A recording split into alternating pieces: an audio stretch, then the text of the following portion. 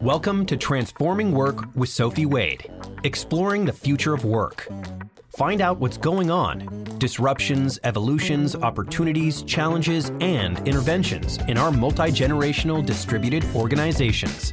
With a new tech and talent focus, discover what you need to know to stay upskilled and relevant and ensure your business keeps its competitive edge. Sophie investigates the promise and reality of the future of work now and as we look ahead. She interviews people who are changing work experiences and practices and shares how we can each transition smoothly and successfully to effective and more productive new ways of working. Hi, this episode is about how we can gain and gather insights from the variety of our working life experiences to expand our understanding of others, particularly our team members, their individual concerns, challenges, needs for security and development, and desires for self-determination. As a leader of people, how are you helping your team grow every day? What do your reports want to be doing in 1, 2, and 5 years' time? How can you help them get there? What skills do they need, or could they transfer and apply elsewhere? Will they be a good manager? If not, how can you help them advance? What other experiences would help them transition, or what other pathways are there for them? With disruption by AI top of mind for every CEO and executive, including HR leaders, how can human-first leaders respond to the pressure and situations as they keep changing? I'm delighted to be speaking with Paul Wolfe, author of Human Beings First, Practices for Empathetic, Expressive Leadership. Paul is a human-first leadership advocate. He is the former CHRO of Indeed, with a long career in HR leadership. Paul is a board member at PayScale, an HR advisor and venture advisor. Paul champions the development of workplace cultures built on authentic connection, shared vulnerability, and purpose-led performance. Hi, Paul. How are you? Good, Sophie. It's so good to see you. I start at the beginning. What did you study at school? Because you started off out of college in customer service. Yes. My mom was a school teacher. I grew up in Miami, Florida. My mom expected very good grades on my report card all the time. She also knew she taught in the same county in Florida that I went to school in, so she knew all of my teachers. That's So I'm just going to set the stage. I just need to set the stage. I got a full scholarship to the University of Miami. My mom went to that school. She was very proud of it. Like, this is great. She was a single mom. She's like, the full ride scholarship. Amazing, amazing, amazing. I didn't live on campus. I lived at home. So I was a commuter. And I went for my first year, and I absolutely hated every moment of it. Oh, your mom can't have been happy. So we get through June, my first year was over, and I got my report card. It was not A's and B's. And, my mom was very upset, and, she couldn't use that I'm spending a lot of money on this because it was a scholarship. But I also have to kept a certain grade level to keep my scholarship. So this is a long conversation. And I finally, after a day or two of having this conversation, I said, I don't want to go to school anymore. And so my mom did not like that. She basically said, no, you got to go. And my mom kind of came around. There was, my mom was great. My mom and dad got divorced when I was very young. So it was my mom and I. She was a wonderful mother. She's like, so if you're not going to, go to school, you've got to pay some type of rent to me. So you got to go work. All right. I get it. Yeah. Okay. So I had 2 part-time jobs. I was working a lot, making good money. I worked at a bank and I worked at a grocery store in the office. It's fine. And then I kind of stumbled into this job at American Express, which is my first kind of corporate job a couple of years later. And it was in customer service, which is kind of how my first part of my career is in contact centers and customer service. And they had this amazing tuition reimbursement program with a local private school in Fort Lauderdale, Nova Southeastern University. And Nova had a program for people like me that were working full-time, that weren't fresh out of college, that had some credits.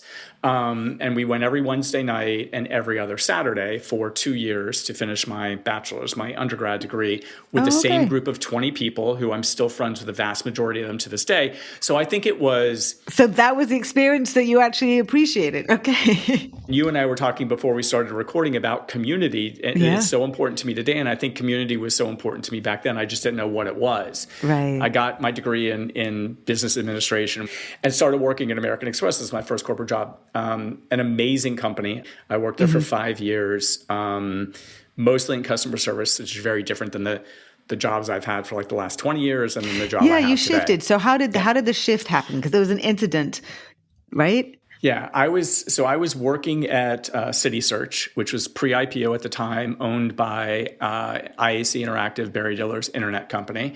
And our head of HR left to go back to the incubator that helped start CitySearch with our founders. Oh, okay. And I was the VP of customer service. And I'd be like, what are you doing about the HR role? We were a growing company. We had just opened a bunch of new offices. Culture was important. And I had referred a couple people to search was going on. We didn't hear anything. And like one night, our CEO and the co-founder of CitySearch came up to my desk and like, well, what do you think about the HR job? And I'm like, I think you guys need to find somebody for it. And they're like, no, we're offering you the job. And I'm like, you're bleeping out of your mind. I don't know the first thing about HR. Like I do call centers and contact centers and customer service. This is what I do. This is what I'm good at. Their comeback was, you don't need to know anything about HR, not because it's not important, but we have a good team, kind of early leaders on the HR team and HR business partners, benefits, payroll, leadership development, who are good at what they do and experts in their fields, but they just need a good leader. You're a good leader, you can set strategy, and you understand our company, and you're well respected. There's probably over 3 weeks, there were a lot of drinks and dinners and lunches. And persuasions. Persuasions, yes. I went to Tom, who is the CFO, and I said, here is the deal, and you can take it or leave it. I will do it. If I hate it or I'm awful at it, in 6 months, I will give it 6 months. You give me my old job back, or you give me a similar job at the similar pay and title, like we would all negotiate. And I said, and he's like, well, what if you like it? I'm like, well, then we're fine. Like, let's just move on. I still talk to Tom occasionally. I thank him profusely a lot. This small, like fledgling company of 1,200 people losing a bunch of money. Hey, we see something in you. We know you don't have domain expertise, but like you can learn it. Can you go do this for us? Which is a really interesting kind of an early approach to how a lot of companies think about developing leaders today. And the transferable skills, you're clearly a people person, you know how to manage people, and therefore, obviously, that was a great transition. Well, and customer service is a lot of listening and solving problems, and that's what a lot of HR is. Yeah. So you're right, there were a lot of transferable skills. I didn't know labor. I couldn't spout labor law off the top of my head, but I've been able to work with really great attorneys that help me with that. Right, exactly. So then it looks like you've moved a bit within the IAC family. Yeah. So I was working at CitySearch, and then IAC got the smart idea to put all these companies under the Ticketmaster umbrella. So at CitySearch, we had done a bunch of buying, sites like Evite, City Auction. We had probably 10 or 12 companies under the CitySearch umbrella, and they're like, well, let's put this all together because Ticketmaster's got this massive administrative operation and all that. And so there was a CHRO at Ticketmaster, and there was me. And Ticketmaster was 30,000 employees at the time. Okay. They were mostly call center employees. So having come out of that world, I know what kind of HR traffic that drives. Michael, who was the head of HR there at the time, and my team, we each had good teams, but we had some holes on them, and they kind of fit together nicely. Like he didn't have a benefits person. I had a really strong benefits person. So that was beautiful. There was no impact to anybody's job. It was great. Right. And then he and I went to lunch one day, and I'm like, look, you like your job. I don't want your job. So I'm just going to tell them to cut me work out an agreement, like whatever it is. And he's like, wait, I really need someone to look at international for me. I don't have anybody focused on that. We had folks in the UK and Canada, and we had a joint venture in Australia. Okay. And I don't have any learning and development. And I know you're passionate about that. Will you be a part of my team and do these new things? Sure. I had no global experience. I had no non-US experience. And I do love learning and development. We sorted out our gigs ourselves at lunch one day, and I just went back and told Tom, this is what we're doing. It was like, oh, that's great. We hadn't gotten to you and Michael yet. So I did that, and I liked it because I spent time in the UK, I spent time in Canada and Australia learning kind of the differences in culture, the differences in how employees think, the differences certainly in labor laws and benefits and things like that. Different attitudes to work and stuff. Right, and help build an employee development organization within Ticketmaster because one did not exist. Okay, so coming from the very specific type of work culture, going to those other environments, what were your takeaways or your experiences? So I was lucky enough to spent 3 months in each location and lived there. So I think that was a good perspective because I built a group of friends. I hung out on the weekends with people I worked with. So I really enjoyed that. I think Europeans are much better talking about mental health than they were at that time than Americans. I think in America, it's becoming more of a conversation. I think it needs to be normalized and it's just health. The British are also very good about the need to work hard and live well. Canada, oddly, very similar to the US at the time. I think we're good about putting boundaries around things, but for the most part, culturally and from a work culture perspective and just a work perspective, we're similar. Australia, as you can imagine, the Aussies are amazing. The country's amazing. I mean, all these countries are amazing, but I spent 3 months in Sydney and, my corporate apartment was on Bondi Beach. Like you can't and I was 28 years old. Like you can't argue this stuff. It's like, this is great. Wonderfully warm people, really good about living, working hard and living well. Like that balance was already there. They may go surf at lunch, but and it kind of gets to where my philosophy has been as a CHRO, later in my career is I don't know that I really care that somebody does their work between 9 and 5. It just has to get done and it has to get done well. And if they're client facing, if they're an HR business partner and they've got clients in the business they're supporting, those clients just need to be taken care of. Right. And I think the Aussies understood that. And maybe it's because of where they live. Maybe it's because they were on the other side of the world from the rest of us. And yes, they may go surf at work or they may go take a jog in the park. But if you buy a dial forward to now, all the studies show that doing those things are better than, just sitting in a chair all day and working and skipping lunch or whatever the case may be. Right. Oh, exactly. And so I think that was, a bit of an eye-opener from a work culture perspective and just a people culture perspective. Certainly we all worked for the same company and rallied behind the mission of Ticketmaster at the time, even though they were kind of different entities. I just think being able to have perspectives, U.S. perspectives of people working outside the U.S. challenged and actually no, we're wrong.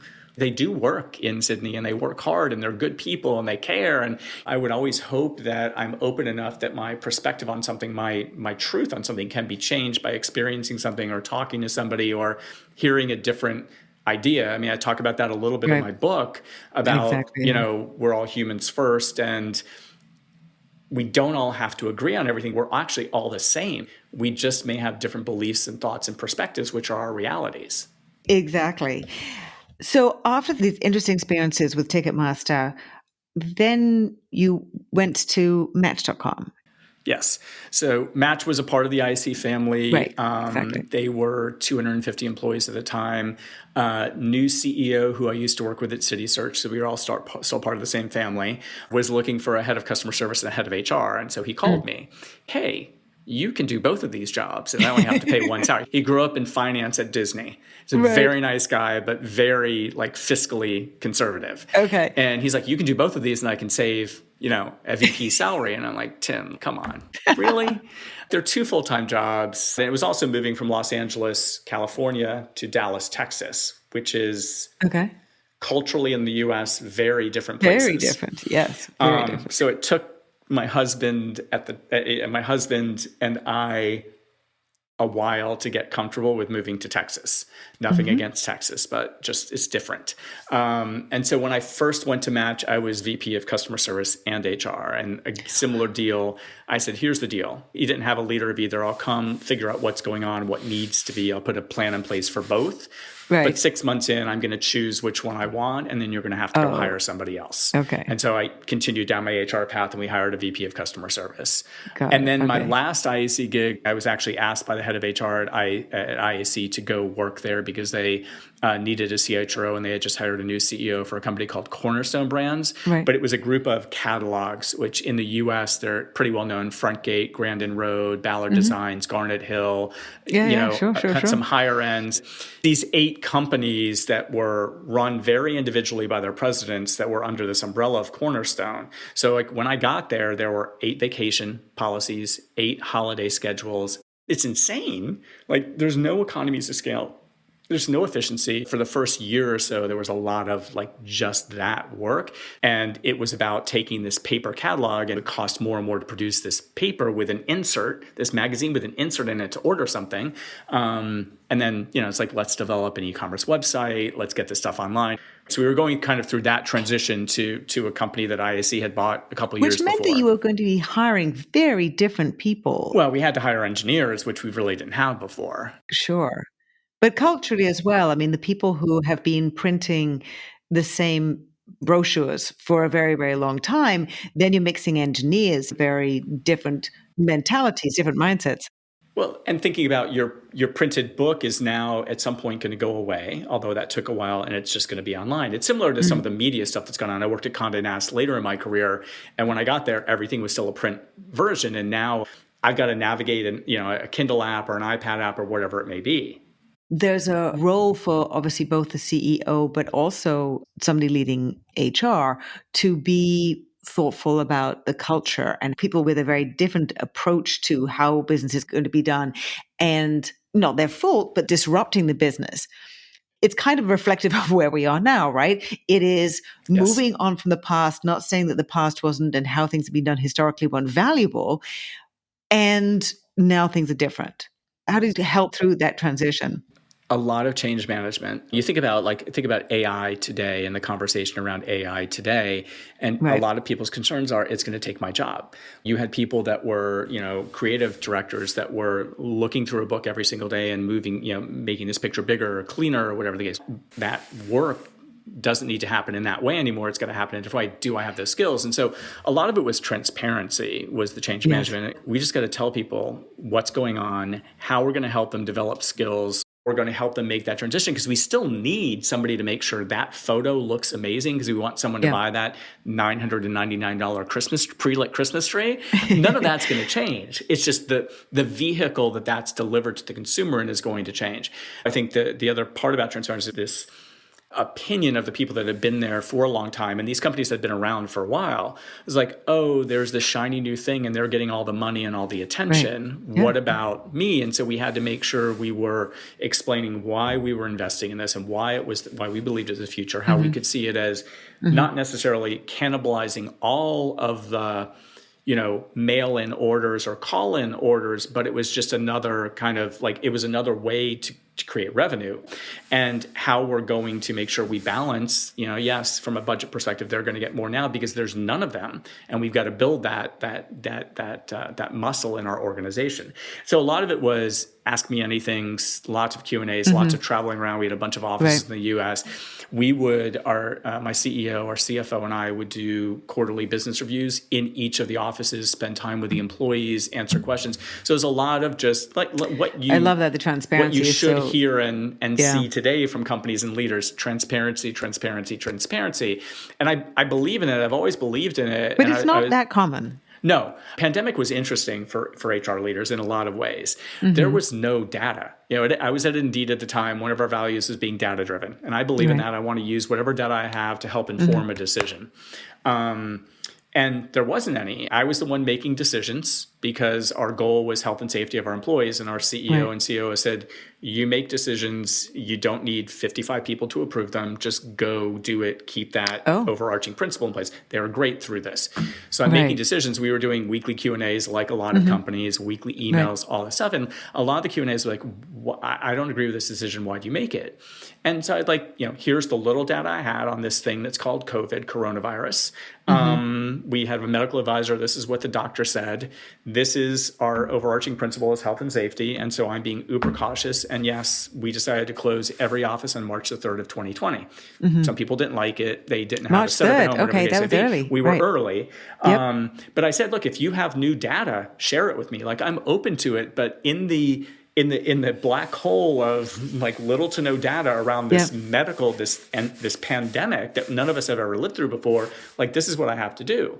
With transparency like that, even though someone may not like your decision, they're more willing to accept it because they understand the thought process that you went through to get there. And there were plenty of times where we'd make a decision and 3 days later, there was some new data and we reverse our decision and we tell them why. Or somebody would send me like, oh, did you see this article in the medical review magazine here in the US? And like, no, like that's interesting. And I'd send it to our medical advisor. I'm like, is this is this well thought out? Like, yes, it is. And like, okay, we're reversing a decision. I read this article. The article's on the intranet. You can read it. Here it is. Yeah. But that's why we reversed our decision. And so transparency, it makes things easier.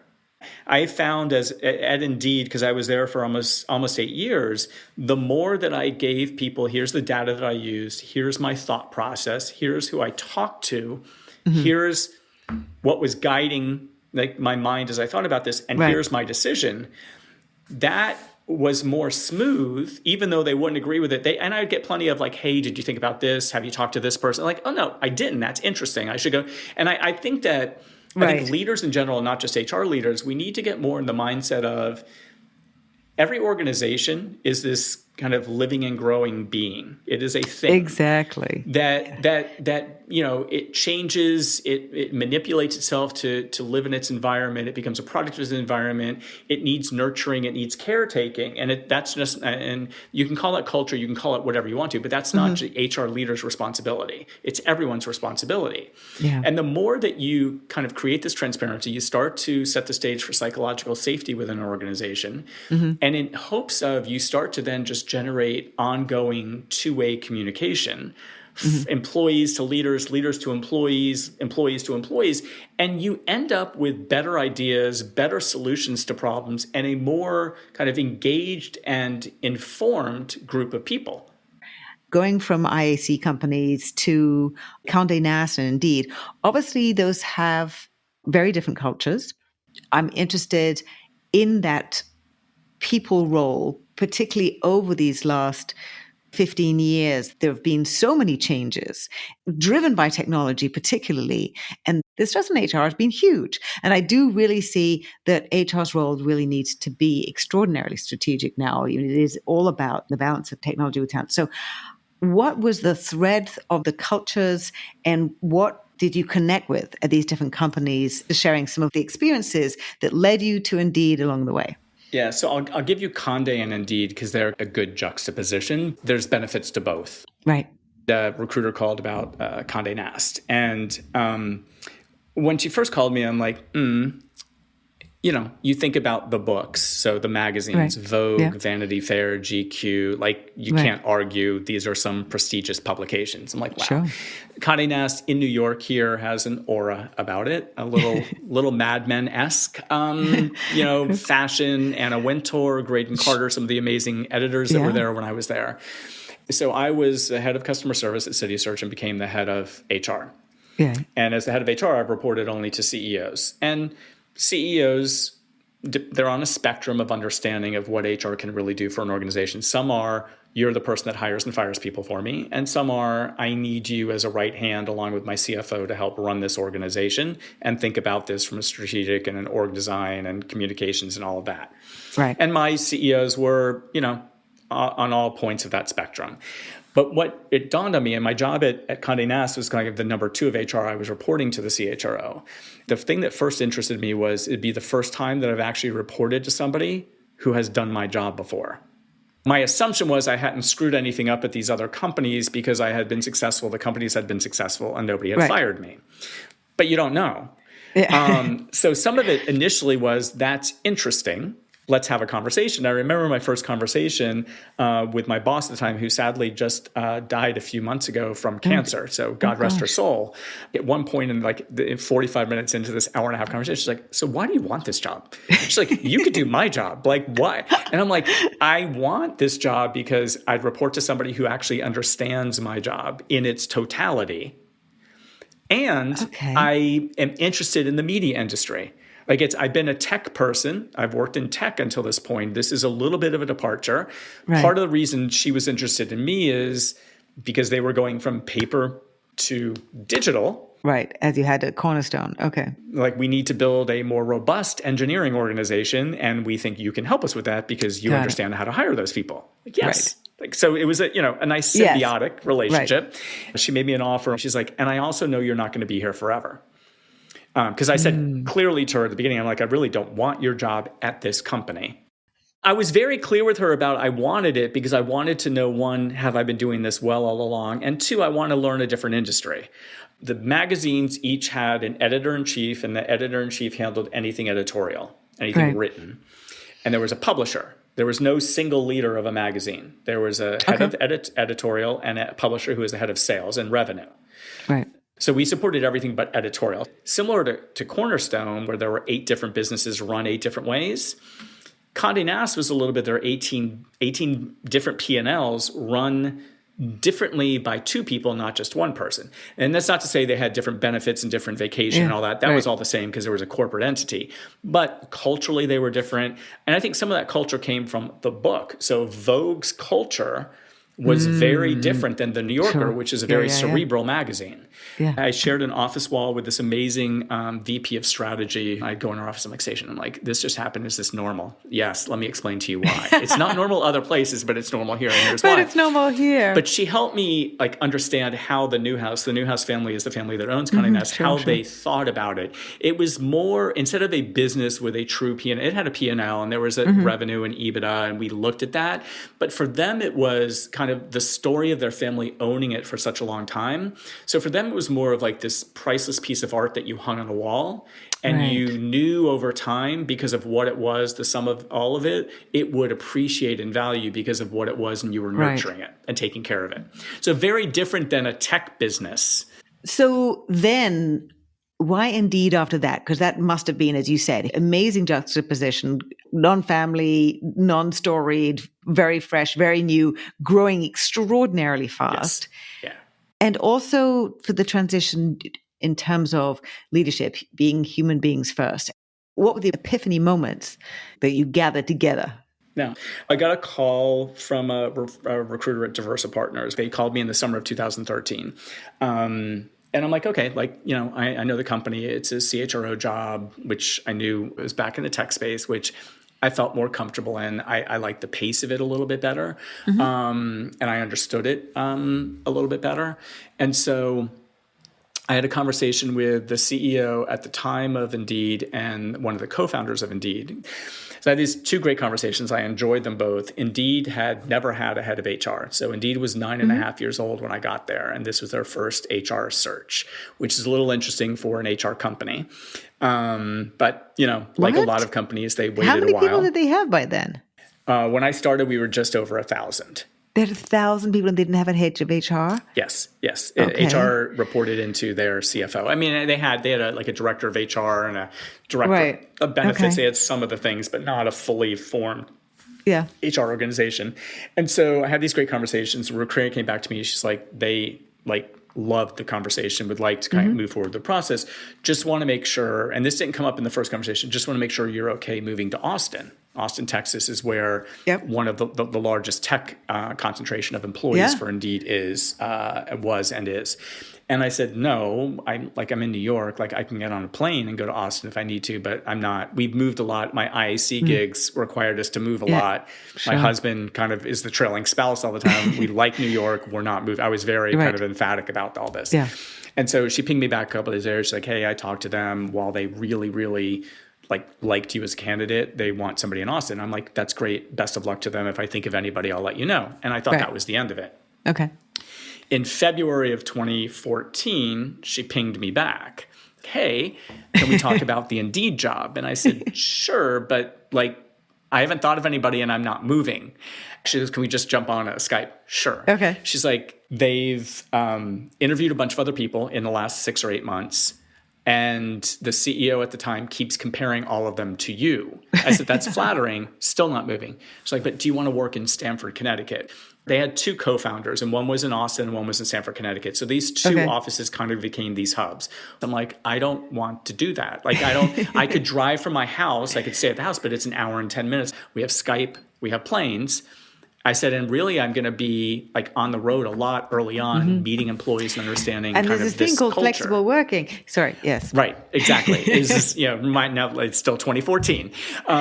There were still people flexible working then. Absolutely. They're fine with you being in New York. You just have to know you're going to have to travel a fair amount. I'm like, that's fine. Like, I've traveled for my job all the time. Like, it's fine. And then it was, how quickly can you get to Austin and meet all of these people that sat in Austin? So I went down on a Sunday night. I did the full 8 to like 6:30 on Monday, and then got an offer on Wednesday. I loved that it was an HR company as part of my domain, my team. I had a recruiting team in all my organizations. I understood enough about recruiting to be dangerous. We only used Indeed to recruit, so we were drinking our own champagne all the time. Right. So I could talk to clients about, here's our frustration with this tool. What's your frustration? Like, let's do this. Right. I was very impressed with how all of the leaders were so focused on everybody. And I don't think they were coached, because it all came up at different times in my meetings with them, the entire C-suite that I met with, about how we're so late to the party and hiring a head of HR, like we've needed someone for a while. And a lot of them like, we're so sorry, we're so late, you have a lot of work to do. But how much they had that sense in them to understand that they were late and they needed somebody. The other thing I learned after getting there is, I think partly it's because there wasn't a head of HR. They were all very focused on protecting Indeed's culture. And there was something unique to it in the period of time I was there. So it wasn't one of these things where you walk in as a CHRO and they're like, oh, you're the culture guy. This needs to be fixed, this needs to be fixed, this needs to be fixed. If something came up and they started to see, hey, have you heard about this going on in this office? Like, here's what I think might be going on, but like find out from the business partner if they know something going on. So they all had this kind of buy-in to being a culture protector, which as a CHRO is a great thing. I got there, we were 1,000 people. When I left, if you fast forward to the beginning of 22, when I left, we were 12,000 employees. Revenue grew at a similar kind of rate over that period of time. But our attrition rate was below the tech industry average of 20 to 22% the entire time I was there. Our engagement was solid and strong. We were growing. We were opening new offices. We were going into new countries. And so it was really an amazing period of time to be there. My epiphany moment, there are probably two. The first one was, so we went to work from home early March of 2020, and it was probably the middle of May of 2020. So we're like 3 months into this. So we knew now it wasn't going to be a couple weeks and it wasn't going to be a couple months. We were in this kind of for the long haul. And it was forced work from home, which is different than regular, my choice of working from home. Sure. We had a pandemic. We had some social injustice going on in the U.S. We had economic uncertainty. We had in the U.S. again another contentious presidential election going on while we were battling a pandemic and dealing with what working from home was like. Yeah, it was challenging. And we jump on meetings like this, Zoom, and you'd meet babies, you'd meet husbands, wives, boyfriends, girlfriends, roommates, dogs. I met a grandfather of an HR coordinator. I was doing a multi-skip level with her. It was a Friday afternoon. She was very focused on the meeting, but she's like, I'm at my parents' beach house. There's a lot of family here. So I'm at the kitchen island with my earbuds in. There may be people walking behind me, but I'm paying attention.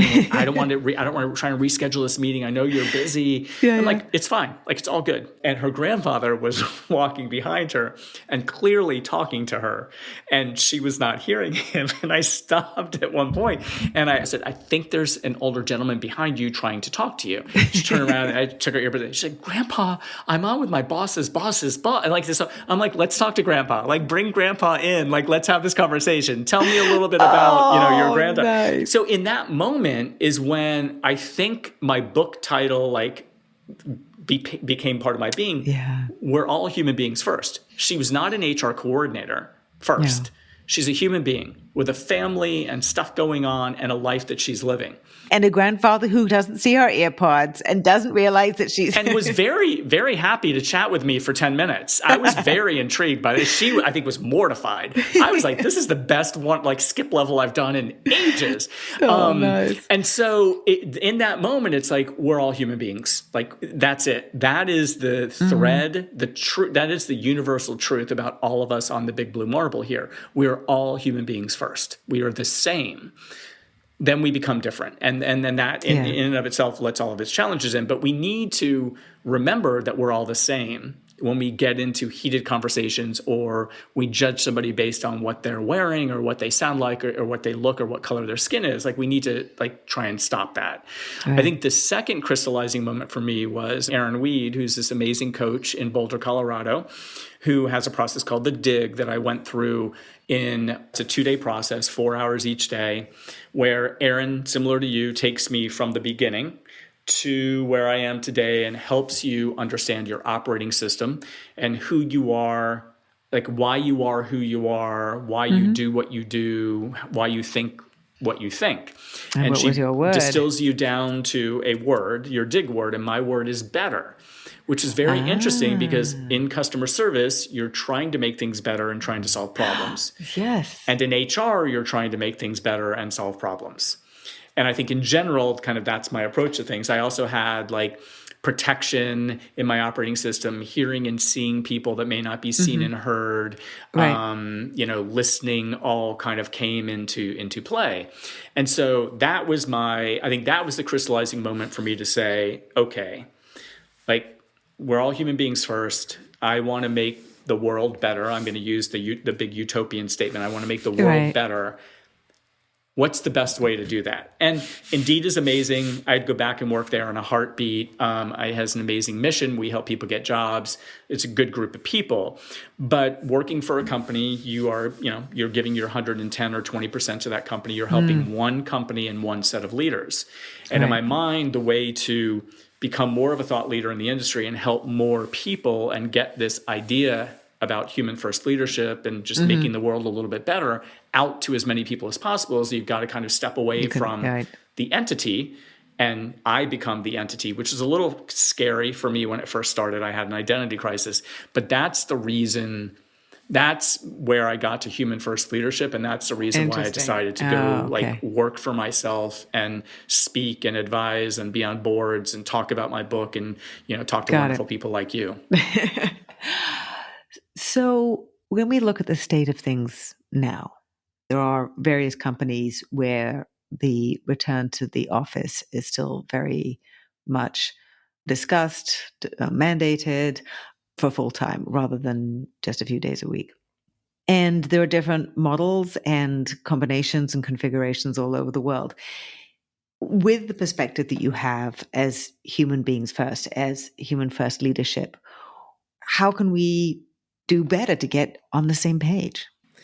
Here's my philosophy on this is, and a lot of people assume because I'm against the mandate that I'm a work remotely all the time, and I'm not. I'm about employee flexibility. Employees, and philosophically, I've always run my HR organizations with this simple philosophy: treat people like adults. More often than not, they will act like adults, and the 2 to 5% that will never act like adults, you deal with separately. Right. Everybody, you can put, 5 people that are in the same age range that look exactly alike and talk about them and talk about what their needs are. And you get 5 very different needs because they're humans and they're unique in that sense. And they all have their own lives. Some may have children. Some may be caring for an older parent, whatever the case may be. They all have different needs. We all have different needs. So the idea of one size fits all is not right anymore. And it's one size breaks all. So what I find interesting by these forced return to office mandates is, and I think some of this is, and I'm not a dig on journalists, but I don't think journalists are asking this question. And the question is, how are you going to measure these things that you say are faltering? Collaboration, I hear a lot. The other C word, culture, I go off on LinkedIn. And I'm like, if your 4 walls are culture, you have much bigger problems than where your people are working. Exactly. Innovation and mentorship are the ones that kind of float the most. Now, mentorship comes out a lot. How were you measuring collaboration before the pandemic? If you say it's worse now, let's talk about that. How are you going to measure collaboration? How are you going to measure that it's better by forcing people into the office 3 days a week or 2 days a week or 4 days a week or 5? Right. I've not heard any of that. And no company has been transparent enough to say, here's how we're going to measure. I wouldn't take on a company who came out and said, we're going to try this. It's similar to here's the data I had. Here's the thought process I went through. Here's who I talked to. Here's why I made the decision I made. And I'm going to look at it by these metrics, and we'll address it again in 6 months. Like, that's fine. Yep. The other thing I found interesting is, as I posted on LinkedIn about some of these, I think Lyft being the most interesting one that got the most traffic, one of the questions I posed was, did anyone talk to any Lyft employees when they made, a lot of these decisions are made by C-suites or a CEO, or in some cases a board. Yep. Now, those are all very important roles and important people in any company. They also make a boatload of money. So they have help at home with children or aging parents or whatever the case may be, juggling everything. It's very different than if you're a single mom making $80,000 living in Manhattan or Brooklyn or the Bronx or pick whatever city, London, wherever, and you've got to get to childcare by 5:15, or they're going to charge you $10 every 5 minutes, and blah blah, whatever the case may be. And then you got to figure out dinner, and those are very different lives that are lived, and that's going to continue to happen. I'm not suggesting socialism or anything like that, but there are different needs. And I think what has been missing, and a lot of the Lyft employees reach out and said, nobody talked to us. There was and I get, you made this comment earlier, you can't please everybody. Like, you're not going to be able to say yes to everybody. But I do think if you listen to employees, you can pull themes and threads. It's like whenever I would do an engagement survey at any company, a lot of my peers get hung up on the numbers and how they scored compared to other people. I read all the comments, because that's where I got more information about themes and what people were kind of thinking. And then I could go back and ask some other questions as follow-up questions to get better data. And so I think my hope is that's where we get to. I do think, and this is an assumption which is never great, but I don't have data that can prove it. I don't think anybody would ever say this. I do think there's a little bit about this concept of command and control that people are having a hard time giving up. For sure. Pre-pandemic, I could walk in and I could see my team sitting at a desk. There were 50 desks, and they're all there are 50 butts and 50 desks. Sure. They're all working, they're hard, they're mentoring, they're being collaborative, they're innovating. But you know what? That if that's what a leader believes, that's bullshit, because they were shopping on Amazon. They might have been on Tinder looking for a date that night. They may have been putting a social engagement in their calendar. They're probably working really hard, but they're doing it in their own way.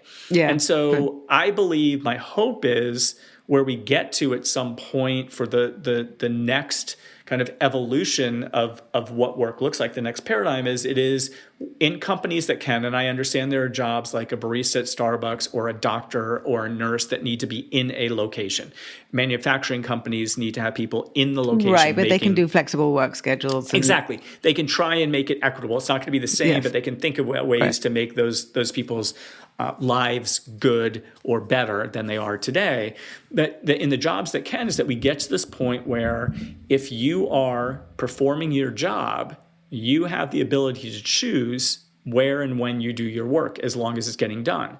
Where I'm not performing my job and I'm not going to be afforded that opportunity because I need mentorship and I need support, or I need whatever it is with somebody in the office, and that's going to get me back on the right track. It's interesting. There was an article recently that floated around on LinkedIn by Dr. Gleb, I think it's Tapersky, but it was one company using remote work or work from home or flexibility as a reward. Yes, and it went into this whole, they're going to do this based on performance reviews. And I think the article was interesting. I think conceptually it could be interesting. However, we get back to the age-old performance review conversation, which nobody's good at. Managers, and this isn't a dig on managers, but stereotypically managers don't like to have difficult conversations with employees. It's some of them aren't great at setting goals and stretch goals and KPIs and checking in on these things and keeping those things on task. And so we're going to use that process that we have that's already broken to reward somebody to be able to work remotely. And then you get in all the biases in it. Exactly. I think it makes it way more complicated. And I disagree with that being something that's a benefit. For human first, we're recognizing everybody's different, has different needs. Yeah. I think it should be table stakes. Flexibility should be table stakes. And it's interesting because early on employees had the power, and then the pendulum shifted to employers. And I think we're kind of back in the middle again, where you do see some of the companies that have done these mandates that are now backing off a little bit. You see others digging their heels in further. I think some of the financial services companies, JP Morgan and others here in New York, are really digging their heels in. If you're thinking about Indeed now with 12,000 employees or however many they have now, every single one of those 12,000 plus people their job is going to change somewhat or a lot over the next 2 to 5 years. How does one deal with that as a head of HR, advising and helping and supporting the heads of all the other divisions? I mean, this is a very challenging proposition to not know exactly how each person's job is going to change, but to be, in some cases, saying, in order to stay competitive, we need to be playing with this. I'm asking you to disrupt your own job. Yeah, I think it goes back a little to when I was at Cornerstone, and we were a catalog-based company, and we were becoming an e-commerce company. And it's the same thing. We need your help to get this done because we need to brief these engineers on how this process works and how our inventory system works and all this other stuff. And like, yes, you may be working yourself out of a job or a different job, but our goal is, and I think it's the same thing, we need to be competitive. I think AI, if we harness it for good, I think it creates efficiency and more effectiveness for a lot of teams. Like there's a big conversation around HR and administrative, recruiting, scheduling interviews and recruiting and other things that AI can help with. And there's a host of a myriad of other HR functions that can and benefit from that. So I think it's that approach. I think the subtle difference to AI today to the Cornerstone experience that I had is that we don't know. Like we knew some of what was going on at Cornerstone and kind of what it was going to look like. We didn't know all of it, but we knew more about it. I think AI is so new and it's growing so rapidly. Like every day I turn around, there's some new tool that somebody pings me about and like, no, I haven't used it. And like, I've got 75 others I need to figure out. But I think it goes back to transparency. Like we believe this needs to be part of our strategy, our overall business strategy for these reasons. I've talked to a couple companies and they're like, those that have banned stuff altogether, I think their people are going to get to it no matter what. So I don't believe in that. But you need to put some boundaries around it. So like, here's our first swag. We're going to try X, Y, and Z, and we need your help to do these things. And if those go effectively, we'll be working on what our next thing is. And I think you need to take it in steps. And I think you need to be transparent about those and talk about the metrics you're going to use, like with any change management, how you're going to think about it. Some stuff's going to work, some stuff's not going to work. We all know that. There are going to be new AI tools that come out. They're going to be more open, and more companies are going to open up their platforms from an AI perspective to plug into. And so I think we need to kind of go on this evolution together. With a commitment to employees is we're going to help you evolve and learn and grow as much as possible, because there still is going to be a need for human beings doing jobs. There may be some jobs that get completely done by bots and AI systems, but there are probably going to be some newer jobs created that we didn't think of before. The interesting conversation that I've been having with leaders is AI should help them with a lot of their administrative tasks, which tend to take up a lot of their time, which means they really need to lean more into being human first leaders and being stronger and better leaders, which is such an interesting place that we are with leaders. And this is not a dig on any leader. A lot of people take leadership jobs, and this is the way career pathing happens and has happened for a long time, because it's a bigger title and it's more money. Engineering has been interesting because they typically have two paths. They have the non-direct report path and they have their direct report path. And that's been that way for ages. And like, we should have had that for everybody all the time. And so some people are in those roles, and it's like, okay, I've gotten to a point in my career and I don't, it may not be that you're not good at it or you're not comfortable with it, whatever the case, the more kind of human interaction part of the leadership role. But if I go back to being an individual contributor now, I'm going to lose 50% of my salary, and I'm the sole breadwinner for my family. Like, I think they've gotten into places because we've had bad processes and bad systems in place. Like, shame on every business in the world, shame on everybody for creating this. And so we need to figure out ways to, one, help them become better. And if they aren't, are there, because of AI and the disruption of jobs, are there roles, individual contributor roles, they may open up for them that will keep them at a similar, like in a similar salary range that won't impact them as much. I don't know about that, but like, I think we need to be open and transparent about this. And we're all learning about this together. It's not like leadership knows all about this and we're just going to roll it out. And that's super interesting in terms of in engineering, where there is a growth path which doesn't involve management, to have that in other areas for people, because some people, whether they're trained or not, they're just not going to be great managers. Exactly. They don't like it. Right. But they can certainly take on higher roles, but just not be managing people. Oh, that'd be so interesting. And I think shame on all of us for not thinking about that sooner. But like, if I think about HR, there are plenty of roles I could come up with that are at senior levels that are just individual contributor roles because I need somebody who is amazingly good at X and I need them to do that all the time for this company. And I don't need them to have anybody report to them. So like, I think the engineering, like we all missed something when engineering started to think about these two different career paths. There was one on the leadership track and there was one on the individual contributor track. You'd have senior engineering people as individual contributors making just as much as a C-suite employee. I love this. But like, if we all start to think about that, now, is it going to be balanced and you may have 50 leadership roles and 50 individual contributors? No, it's going to be probably more leadership because we've got teams to manage and whatever the case may be. But like, I do think it's interesting to start thinking like engineering with our career pathing. I think some people are like, well, I don't have any other path forward unless I manage people. So as much as I don't want to do that, I'm going to do that because I want a path forward. Right, exactly. And that may not be good for anybody, for them or the people they manage. They hate their job and their team is impacted by a leader who's not great at their job or doesn't like their job. And with all this disruption to do with AI and also the skilling and upskilling and how everything's going to change, it does give us the opportunity at this moment and going forward to be creating new, much more flexible matrixed or other type of org structures. Rubrics and career paths. And rubrics. Yeah. Exactly. That allow for different pathways. You know, a lot of nonlinear pathways, but that I have not heard of in this way. And I love it. Yeah. I wish it had dawned on me like 30 years ago. My hope is with AI, the more we can harness it and use it for good and efficiency and effectiveness, and then think about, I like your point about AI may be the revolution to help us think about creating these dual career paths for people that then they really do have choices. They're not forced into one because they've hit a ceiling and there's no place else to go. Fascinating. For HR people and all leaders, the challenge of skilling and upskilling, it is a very significant issue. Everybody seems to be challenged by it. The younger people are worried about staying competitive, needing to upskill. They don't necessarily choose a career because why choose a career when all these new jobs are popping up and AI is going to change everything?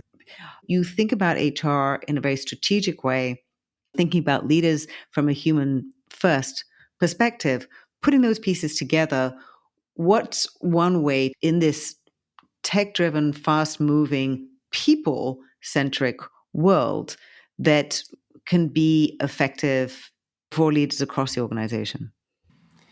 I think the one thing when we think about when like HR leaders and leaders in general talk about upskilling and reskilling, my question to my direct reports always has been, what do you want to do when you grow up? Like, what is it that you want to do? Like, and, you know, somebody would say, well, I want your job in a couple of years. I'm like, great, let's figure out where your skill gaps are. We'll figure those out. We'll agree on those. Some of the stuff you're going to have to go kind of get on your own and I'll point you in the right direction. I'll make sure that I give you interesting projects that start to tap into those areas that you don't have expertise in. And I'll block and tackle for you because that's really a leader's job is to block and tackle most of the time.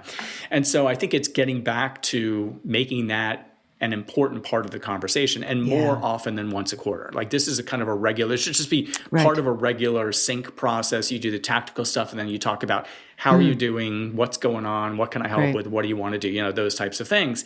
And you can have more formal ones every once in a while, but I think it's just an ongoing, my hope with performance and career and everything and engagement, it just becomes this ongoing conversation that happens. It's not this thing, this an engagement survey, a performance review, a career development conversation. It's just this thing that happens, this relationship that gets built. And thinking about kind of what the person wants to do. And if they don't know what they want to do, that's okay too. I think when I'd have career development partners, they're like, well, I'm not sure. I like what I do. And like, I need utility players. I need people that are going to do what you do and do it well for eternity. Like benefits. I'm going to use total rewards as an example. I'm not an expert. I know enough to be dangerous. I'm like, I need somebody who's an expert in total rewards that is part of my HR leadership team. If that's what you want to do, that is amazing. Keep doing it amazing. If there are other things you want to get involved in because you have an interest or you think you can contribute, like, let's figure that out. You can start to broaden skill sets. Right. I also think people and leaders should think about it as a career map. So, you know, there's not always like the shortest distance between point A and point B is a straight line. It doesn't have to be a ladder. If you find yourself in a finance analyst role because your degree's in finance and you're 2 years in and you're like, I liked college, but I cannot stand this job. Like, this is like the most boring thing. I don't want to do this. Like, okay, there's nothing wrong with that. So you got to figure out what you may want to do. Maybe it's strategy, and there's finance as a part of that. Maybe it's HR. Maybe it's marketing. So like, you can take a turn and you can take another turn in your career. It doesn't have to be this just up, down to up kind of thing. Somebody used career path, which I actually like better. Because again, the path can be this winding path, and you may want to stop on the path and look at a beautiful flower for a period of time. And, it's like, just like a career, you may want to stay put for a while because I like what I'm doing and I'm really engaged and I love it. And right now in my life, this is the best thing for me. And then, 5 years later, you may I wanted the next thing, and I want to do that quickly. I want leaders to get back to that. I want employees to also drive that conversation, because it's not up to a leader to get you there. It's up to you to get you there. And you need to know where you want to go. And if you don't, that's okay. Like, explore and ask to shadow people that are above you and around you, or whatever the case may be. But like, let's get this back to this conversation that's ongoing and people are thinking about it. And then leaders can figure out where they can help, where the employees should drive, and organizations can do the same. And everything doesn't have to be done internally. There's a lot of external tools and support that can happen that can help, reskill and upskill any employee. Yes, I completely agree with all of that. And I also have felt that these vertical, endlessly incremental career ladders have been disappearing. Yes. For a long time. Right. And those examples are what have forced some people into jobs that they really don't like today. We all need to be intentional about our careers and where we're going and how we're going to upskill. So it's not that companies don't want to do it. It's just we're still in that transition, and internal marketplace and talent mobility. These are gnarly issues for HR to deal with. Last question. What would you advise, with this lens that you have about human first leadership?